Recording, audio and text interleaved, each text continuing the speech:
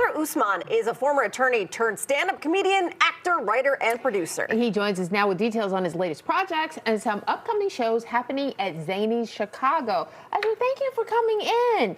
You have been called America's funniest Muslim. That has got to be. I like that you laugh. But that's a pretty weighty title there. I mean, we work in media, right? So it's hype. Okay, It's but you like it though, right? It's PR hype. It's a lot of pressure. I don't really embrace that. I was telling you during the break, I really consider myself sort of a disciple and a student of Dave Chappelle, who to me is the funniest Muslim in the world, probably. Okay. But I take that with a grain of salt. I consider it an honor. It's a badge of honor for me. Okay. But it's also a responsibility. So I try to do right by that. Okay, so you got a couple shows coming up at Zanies. You're recording your first special. That's right. And this is a heavy topic that you're making, heavy topics, I should say, that you're making pretty funny. Depression? That's right. Yeah. I mean, they say that comedy is tragedy plus time. Yeah. And I feel like we're living in this strange time where there's no opportunity to have a break. Yeah. So we're expected as comedians to do comedy in the middle of tragedy. Yeah. You look at what's happening right now in the world. I mean, there's a lot going on.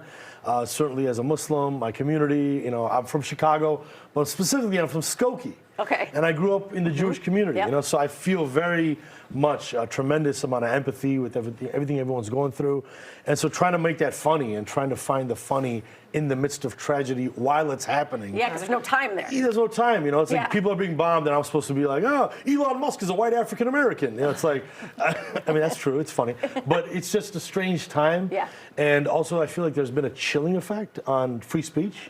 So as an advocate of free speech, I used to be a lawyer before I got into comedy. I studied the First Amendment. I realized that, part of what makes a society a free society is the ability for people to think freely, speak freely, and share their political views.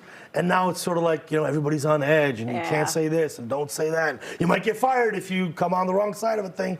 So I think that comedy is sort of like the last bastion of free speech. Yes. And again, Chappelle, not to name drop, but he says comedians have a responsibility to be reckless, to test the limits of free speech, because if we don't have free speech, we don't have a free society. Yes. So I take that responsibility very seriously. Okay, so your shows are next Tuesday and Wednesday. If someone comes, are they expected, or should they expect to be in the middle of a political kind of situation? I mean, is that all are you going to be talking about? Here's what I'll say. Look, Zanies is, really my home club. I started comedy in Chicago over 20 years ago. And I'm very honored, that I got my head shot on the wall when I was a young comic. Yeah. But Zanies is a comedy club. And it's a space where people should come because they're going to laugh. Okay. And they're going to be entertained. Okay. Now, that being said, I spent over 20 years doing stand-up comedy and came to realize that maybe I'm kind of sick of being a stand-up comic, and it's time to be a sit-down tragic. Oh. Stand-up comedy is kind of dead in some ways. It's time for a little sit-down tragedy. And what I mean by that is so many comedians now, they're on TikTok, they're on Instagram, they're just interested in making views and getting clicks, but they're not saying anything because they don't have anything to say. Yes, or afraid to. Or they're afraid to. Yes. And so I'm leaning into the fact that, I actually have quite a bit to say. And I feel like I've paid my dues and I have all the scars to prove it. Okay. So I'm hoping to take my time on stage at Zanies to say something that's going to make you laugh in the room, but hopefully think on the way home. Because what people might not also know, aren't you a spiritual leader as well? Well, again, like the America's Funniest Muslim, I definitely would not claim that title. Okay, but it's something you spend quite a bit of time I would say on. this, I've always been connected to my community. I've spent a lot of time in the company of religious scholars. I'm not a religious scholar, but I love them and I try to learn from them. And I've been on my own spiritual journey, for all these years. So I take a lot of advice from them. Okay. And I try to make sure that I'm being responsible. I think that artists often, we got into this in our culture, over the last several years about the idea of separating the art from the artist.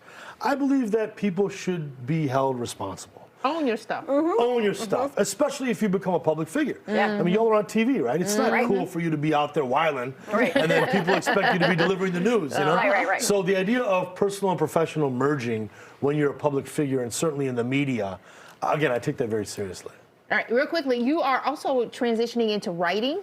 Right. And you're working on a show called Mo? Yeah. I've gotten to write for a couple TV shows, and Mo, we're actually right now writing season 2. Okay. For those who don't know, they can check it out. It's on Netflix. It's an amazing original show starring Mo Amer, who's like my soul brother. Yeah. We toured the whole world together.